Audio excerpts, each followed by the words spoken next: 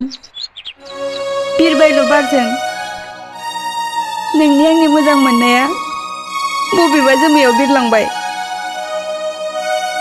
आरो नों बे मोजां मोननायखौ दा नागिरसै।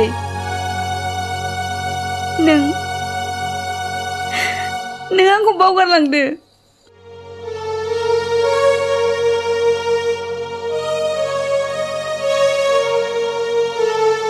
जुरि बबे गोसोजों बिदि बुंखो नोङो?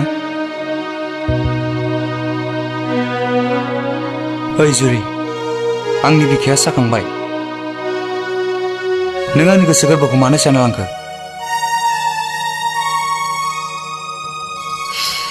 रावनिबो गोसो गोरबो सेख'नानै लाबोआखै आं।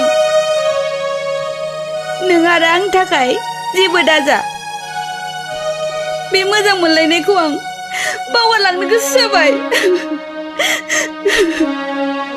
जुरि, आं जेबो जाया दे। आरो नों आंखौ बावगारलांनोसैबालाय आं मा खालामनो हानो? औ, जाखानाङाबो आरो आं बावगारलांखागोनबो।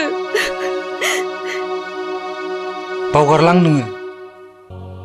नोंनो गोजोन था। सिमाना दिनैनिफ्राय सासे फाग्ला। ओइ जुरि, नों थांदो थां। आंनि खाथियाव दा थासै।